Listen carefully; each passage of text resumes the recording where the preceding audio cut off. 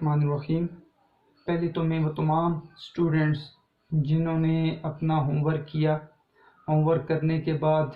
وہ تصویر جو کتاب سے انہوں نے لی اور وہ مجھے بھیجی، بڑی محنت سے انہوں نے ہوم ورک کیا، اس کے بعد جو ان کو چیز سمجھ نہیں آئی ان کے سوالات پوچھے، پھر میں نے ان کو ان کے جوابات بتائے۔ تو میں ان تمام اسٹوڈنٹس جنہوں نے اپنا ہوم ورک کیا ہے اپنے وقت پر، ان کو شاباش پیش کرتا ہوں۔ اور وہ تمام اسٹوڈنٹس جنہوں نے ابھی تک اپنا ہوم ورک نہیں کیا، تو بیٹا آپ نے سستی نہیں کرنی، آج ہی اپنا ہوم ورک کر کے آپ نے مجھے بھیجنا ہے۔ میں اب باقاعدہ جو ہے روز کے حساب سے باقاعدہ جو ہوم ورک کرے گا ان کے نام اپنے پاس نوٹ کروں گا اور وہ لسٹ آپ کو بھیجوں گا کہ کس کس نے ہوم ورک کیا ہے اور مجھے بھیج دیا ہے، اور باقی جو اسٹوڈنٹس ہیں جو ہوم ورک نہیں کریں گے تو ان کو میں بار بار بتاؤں گا کہ آپ نے اپنا ہوم ورک مجھے ابھی تک نہیں بھیجا۔ بیٹا یہ دیکھیں، ایک دن کی جو ہے وہ محنت نہیں ہے، یہ روز کی محنت ہے۔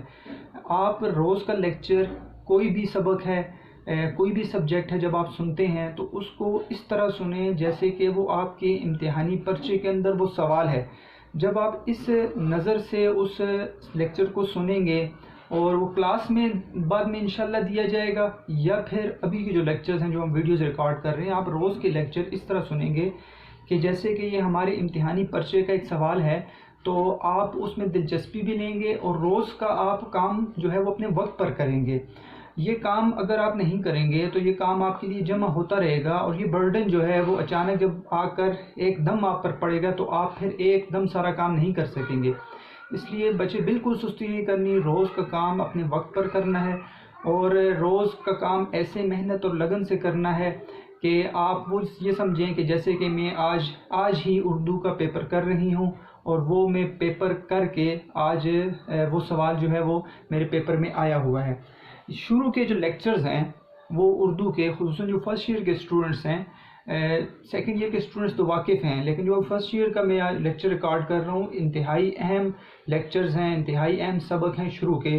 اگر آپ نے شروع کے کچھ اسباق، یعنی مثال کے طور پر آپ نے حصہ نثر میں سے ایک سبق جو ہے وہ بڑی غور سے سنا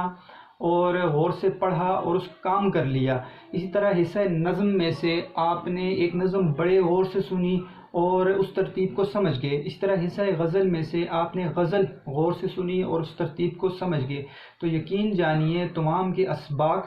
تمام جو ہیں وہ غزلیں، تمام نظمیں آپ کے لیے انتہائی آسان ہو جائیں گی۔ دیکھیں بیٹا، ایک تو یہ ہے کہ آپ اپنے نوٹس لے لیں، آپ اس کو رٹا لگائیں اور وہ کاپیز کریں، آپ کاپی کیٹس بن جائیں اور وہ رٹے لگا کر آپ وہ یاد کریں اور امتحانی پرچے میں وہ آپ لکھ کر آ جائیں۔ ایک یہ ہے کہ آپ جو ہے وہ کاپی نہ کریں، رٹے نہ لگائیں،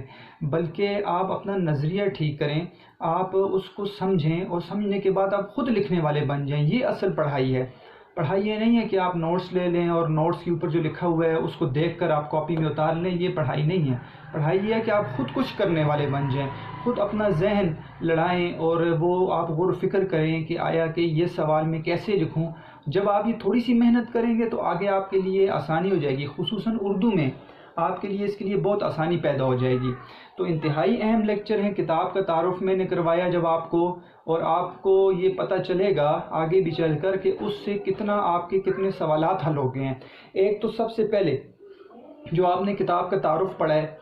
آپ کو پتہ ہے کہ آپ نے جو اصناف لکھی ہیں، صنف لکھی ہے، وہ مضمون ہے، وہ ناول ہے، وہ ڈرامہ ہے،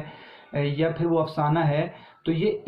ایک جو ہے وہ ایم سی کیوز آپ کا معروضی سوال جو ہے وہ آپ کا حل ہو چکا ہے۔ یعنی کہ یہ آ سکتا ہے کہ سر سید احمد خان جو ہے سبق ہے وہ صنف کے اعتبار سے کیا ہے،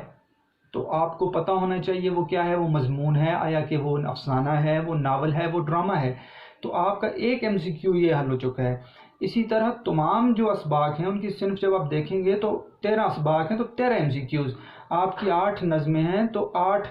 جو ہے ایم سی کیوز وہاں سے حل چکے ہیں، اور 8 اگر غزلیں ہیں، 7 یا 8، تو وہ 8 ایم سی کیوز آپ کے وہاں سے حل ہو چکے ہیں کہ صنف کے اعتبار سے کیا ہے۔ اسی طرح سبق کا نام کے ساتھ جو ہے آپ کو پتہ ہے آپ نے ماخذ لکھا ہے، یہ بھی آپ کا ایک ایم سی کیو ہے، وہ حل ہو چکا ہے کتاب کے۔ آپ نے ابھی اتنا سبق شروع نہیں کیا لیکن پہلے آپ حل کر چکے ہیں، آپ کو پتہ چل گیا ہے سر سید احمد خان کا جو سبق ہے آپ نے اپنے پاس لکھ لیا، اس کا ماخذ جو ہے وہ مقالات سر سید ہے۔ اسی طرح آپ نے ساتھ تاریخ پیدائش اور تاریخ وفات لکھ لی ہیں دو، تو یہ 2 MCQs آپ کے حل ہو چکے ہیں۔ تو یہ جو آپ نے پہلے صفحے پر کیا ہے بیٹا، یہ ایک سوال نہیں ہے بلکہ MCQs کے کتنے سوال آپ حل کر چکے ہیں۔ اور اس کے بعد جب آگے چلیں گے، جب میں آپ کے سامنے پیپر رکھوں گا تو آپ کو پتہ چلے گا کہ آپ نے اس سے اور بھی ایک سوال حل کر لی ہے، آپ کو یہ پتہ چل جائے گا وہاں پر، اور آپ دیکھیں گے کہ وہ کتنی آسانی آپ کے لیے ہو گئی ہے۔ تو میں یہ کوشش کروں گا اپنے لیکچر میں کہ اردو کتاب کو حل کریں،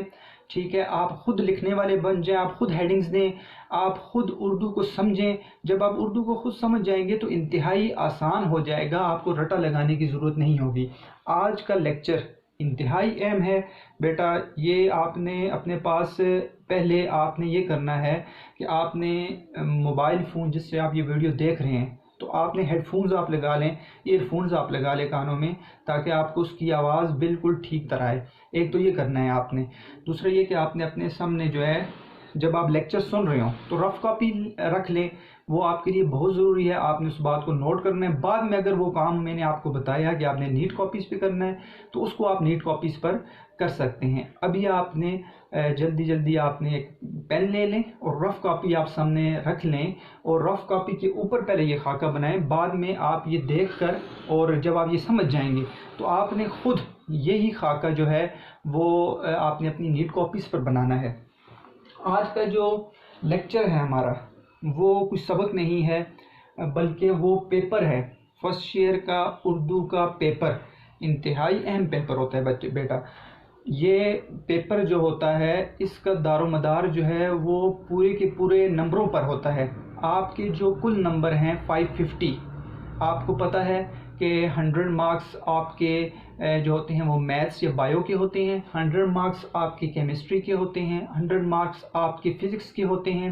اسی طرح 100 مارکس آپ کی انگلش کے ہوتے ہیں، 50 مارکس آپ کی اسلامیات کے ہوتے ہیں، اور 100 مارکس کا ہی جو ہے وہ پیپر ہے اردو کا۔ تو اس کا مطلب ہے آپ کی سائنسز بھی انتہائی اہم ہیں اور آپ کے آرٹس کے سبجیکٹ بھی انتہائی اہم ہیں۔ 300 نمبر تو آپ کے سائنسز کے ہیں،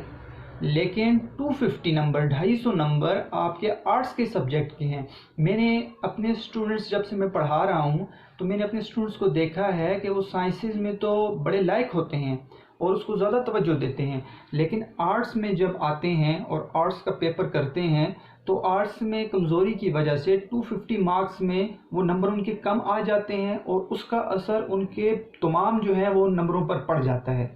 تو آپ نے ابھی سے یہ آپ ذہن میں رکھ لیں کہ آپ نے سستی نہیں کرنی، آپ نے اسلامیات کے 50 میں سے 50 نمبر نکالنے کی کوشش کرنی ہے، آپ نے انگلش میں 100 میں سے 100 مارکس لینے کی کوشش کرنی ہے،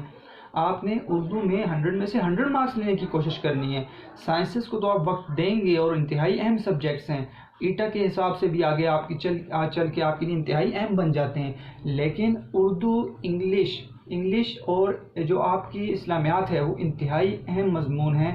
ان کو بھی آپ نے وقت دینا ہے، اور جو آپ کے ٹیچرز آپ کو بتائیں گے آپ نے اس کو فالو کرنا ہے۔ تو یہ جو پیپر ہے اردو کا بیٹا یہ انتہائی اہم ہوتا ہے، یہ 100 نمبر کا ہوتا ہے۔ میرا ایک اسٹوڈنٹ تھا جو فرسٹ ایئر میں جس نے اردو میں 76 لیے مارکس، اور سیکنڈ ایئر میں جب وہ آیا تو وہ بہت اچھا اسٹوڈنٹ تھا، اور سیکنڈ ایئر کے پیپر میں اردو کے پیپر میں اس نے محنت کی، اس نے مجھے کہا سر فرسٹ ایئر میں مارکس نہیں لے سکا اور میری جو کمزوری ہے وہ اردو مضمون کے اندر ہے، آپ مجھے بتائیں میں کیسے اپنی کمزوری دور کروں۔ اس کو میں نے چیزیں بتائیں، اس نے بہت زیادہ محنت کی، جب محنت کی تو اس سیکنڈ ایئر کے امتحان میں جب اس نے پرچہ دیا اور جب اس کی ڈی ایم سی آئی، رزلٹ اناؤنس ہوا، ایک تو وہ ٹاپ 20 میں آ گیا، اور دوسرا وہ دیکھ کر حیران ہو گیا کہ وہ اردو کے پیپر میں 76 سے ڈائریکٹ 96 پر چلا گیا، یعنی سیکنڈ ایئر میں 96 پر چلا گیا۔ فرسٹ ایئر میں 90s آ جاتے ہیں اور سیکنڈ ایئر میں 90 پلس آ جاتے ہیں، لیکن جب اس نے وہ ڈفرنس دیکھا تو اس کو پتہ چلا کہ تمام ڈی ایم سی پر جو اس کا فرق پڑ رہا ہے وہ اردو مضمون کا پڑ رہا ہے۔ تو اردو جو ہے وہ بہت اہم ہے، اس لیے آپ نے اردو کے پیپر کو سمجھنا ہے۔ ہم یہ کوشش کریں گے بیٹا سارے مل کے، آپ اسٹوڈنٹس میں ہم یہ کوشش کریں گے کہ ہم کسی طرح یہ پیپر جو ہے اپنی کتاب پر لگائیں اور روज़ کا सबक हम इस तरह हल करें गोया कि हम कुछ सवाल पढ़ रहे हैं। जब आप इस नज़रिए से पढ़ेंगे कि आज का सबक हम इस नज़रिए से पढ़ रहे हैं कि इसमें से कौन कौन से क्वेश्चंस, कौन कौन से सवाल जो हैं वो पेपर के अंदर आ सकते हैं, तो आप यकीन जानिए पूरी जब बुक आप पढ़ लेंगे तो आपके लिए पेपर को हल करना कोई मुश्किल काम नहीं होगा। इसलिए सबसे पहले आपने पेपर को देखना है कि पेपर है क्या। मैं आपकी तरफ जो है मैंने पिक्चर्स निकाली हुई हैं, ओरिजिनल पेपर्स जो असल पेपर हैं, जो बोर्ड के पेपर्स 5 ईयर पेपर्स, वो मैं आपकी तरफ सेंड कर दूंगा, ठीक है। उसकी पिक्स निकाली हुई है मैंने अपने पास। आपने तमाम 5 साल के पेपर्स को देख लेना है, उनकी पिक्स को, आपके सामने वो तस्वीरें होंगी, आपको पहले ही पता चल जाएगा वो पेपर किस फॉर्मेट में आता है। तो हम पहले डिस्कस करते हैं आज के इस पेपर को कि आया कि फर्स्ट ईयर का जो उर्दू का पेपर है उसकी तकसीम क्या है, उसमें कितने मिनट दिए जाते हैं, वो हम देखते हैं। तो बच्चे सबसे पहली बात ये कि कुल नंबर जो होते हैं वो उर्दू के वो 100 नंबर होते हैं। वक्त जो दिया जाता है